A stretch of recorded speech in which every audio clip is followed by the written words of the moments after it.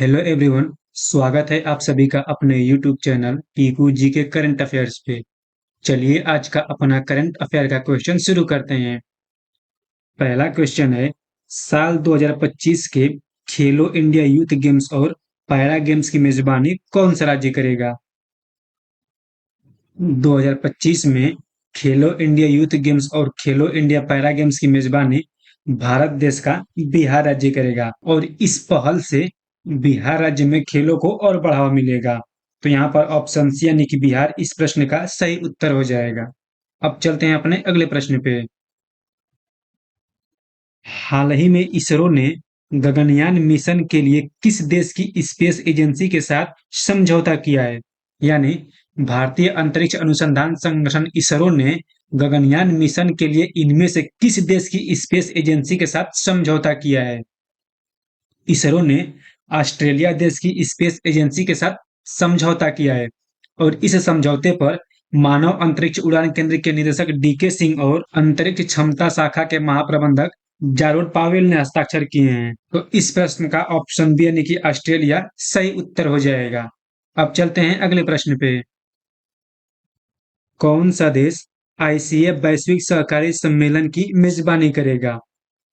इनमें से किस देश के द्वारा अंतर्राष्ट्रीय सहकारी गठबंधन वैश्विक सहकारी सम्मेलन की मेजबानी की जाएगी?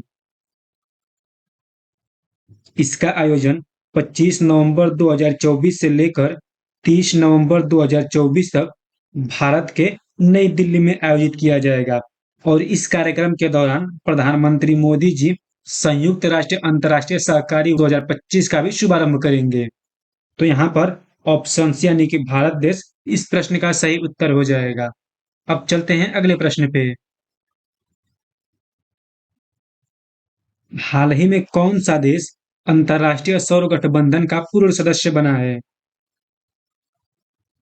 तो अंतर्राष्ट्रीय सौर गठबंधन का पूर्व सदस्य आर्मेनिया देश बना है। अंतर्राष्ट्रीय सौर गठबंधन की स्थापना 30 नवंबर 2015 को भारत के प्रधानमंत्री मोदी जी और फ्रांस के राष्ट्रपति फ्रांसवा ओलांद द्वारा की गई थी और आर्मेनिया देश इस संगठन का 104वां सदस्य बना है।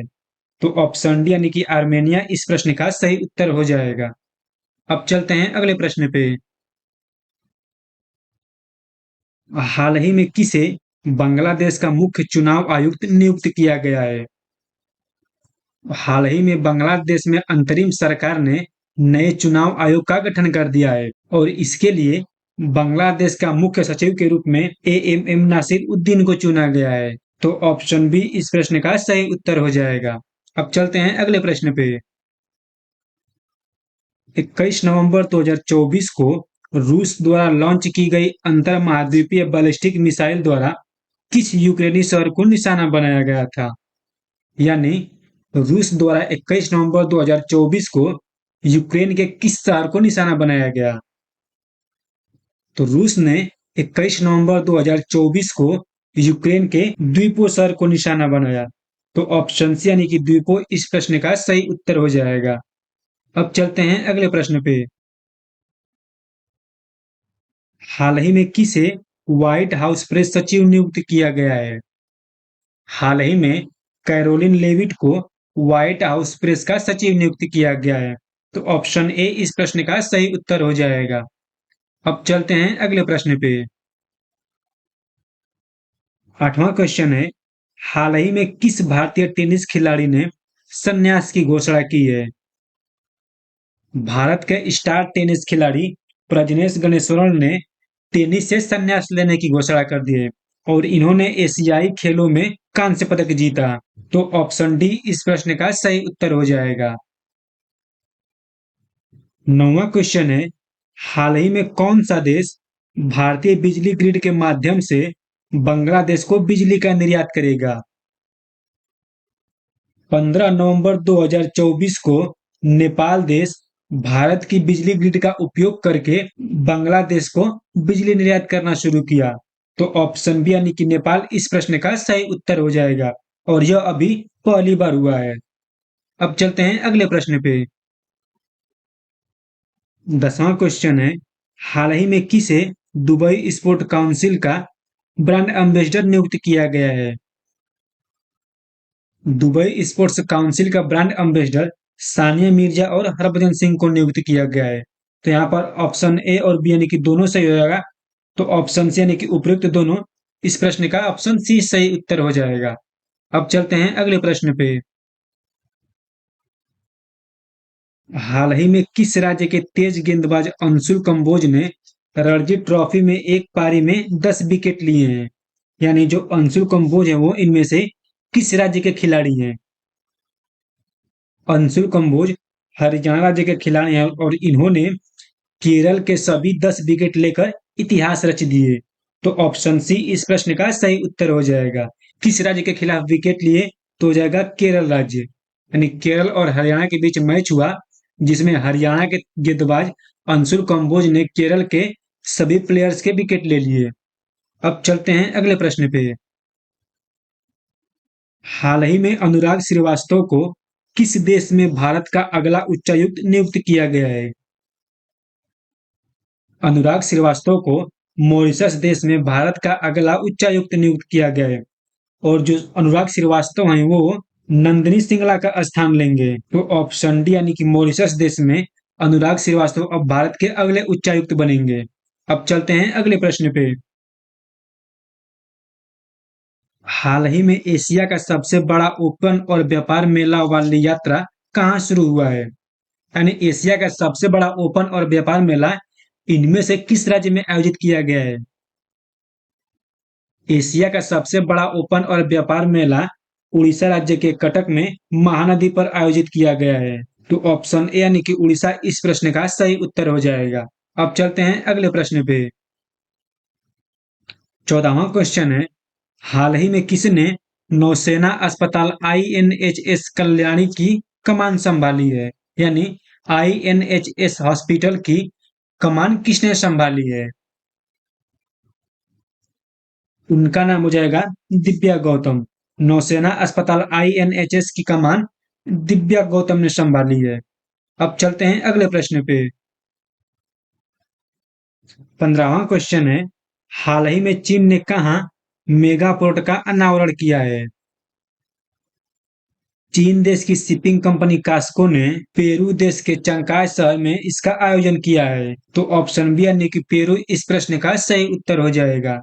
अब चलते हैं अगले प्रश्न पे। हाल ही में किस एयरपोर्ट को डिजिटल नवाचारों के लिए वैश्विक पुरस्कार मिला है? डिजिटल नवाचारों के लिए वैश्विक पुरस्कार पाने वाला एयरपोर्ट है हैदराबाद एयरपोर्ट। ऑप्शन बी इस प्रश्न का सही उत्तर हो जाएगा। 17वां क्वेश्चन है, हाल ही में दिल्ली के सराय काले खां चौक का नाम बदलकर क्या किया है? यानी दिल्ली के सराय काले खां चौक का नाम इनमें से क्या होगा? तो अब उसका नाम हो जाएगा बिरसा मुंडा चौक। तो ऑप्शन ए इस प्रश्न का सही उत्तर हो जाएगा। 18वां क्वेश्चन है, हाल ही में किसके द्वारा पर्यावरण के अनुकूलन बायोडिग्रेडेबल फोम बनाया गया है? इंडियन इंस्टीट्यूट ऑफ साइंस ने बायोडिग्रेडेबल फोम बनाया है। तो ऑप्शन बी यानी कि IISc बेंगलुरु इस प्रश्न का सही उत्तर हो जाएगा। अब चलते हैं अगले प्रश्न पे। हाल ही में कहाँ प्रसिद्ध जौल जीवी मेला का उद्घाटन हुआ है? उत्तराखंड राज्य में जौल जीवी मेले का उद्घाटन हुआ है और इसका उद्घाटन उत्तराखंड के CM पुष्कर धामी के द्वारा किया गया। तो ऑप्शन से यानी कि उत्तराखंड इस प्रश्न का सही उत्तर हो जाएगा। अब चलते हैं अगले प्रश्न पे। 20वां क्वेश्चन है, हाल ही में CBSE ने 10वीं और 12वीं कक्षा के सिलेबस कितने प्रतिशत की कटौती की है? यानी CBSE बोर्ड के द्वारा 10th और 12th की कक्षाओं के लिए सिलेबस में कितने प्रतिशत की कटौती की गई है? वो की गई है 15% की। तो ऑप्शन यानी कि 15% इस प्रश्न का सही उत्तर हो जाएगा। 21वां क्वेश्चन है, चौथे T20 ब्लाइंड क्रिकेट विश्व कप में कौन सा देश भाग नहीं लेगा? चौथे T20 ब्लाइंड क्रिकेट विश्व कप का आयोजन पाकिस्तान देश में 22 नवंबर 2024 से लेकर 3 दिसंबर 2024 तक किया जाएगा और इस विश्व कप में भारत देश भाग नहीं लेगा। इस मैच में भारत के अलावा इंग्लैंड देश, ऑस्ट्रेलिया देश और न्यूजीलैंड भी भाग नहीं लेगा। तो ऑप्शन यानी कि भारत इस प्रश्न का सही उत्तर होगा, क्योंकि भारत के अलावा नेपाल, अफगानिस्तान और बांग्लादेश ही ये भाग लेंगे। अब चलते हैं अगले प्रश्न पे। 22वां क्वेश्चन है, केंद्र सरकार की क्लीन टॉयलेट चैलेंज 2023 प्रतियोगिता में किस राज्य ने प्रथम स्थान हासिल की है? तो वो रहा है गुजरात राज्य। ऑप्शन सी इस प्रश्न का सही उत्तर होगा। 23वां क्वेश्चन है, तिल के फूलों को प्रभावित करने वाले बैक्टीरिया की पहचान किस राज्य में की गई है?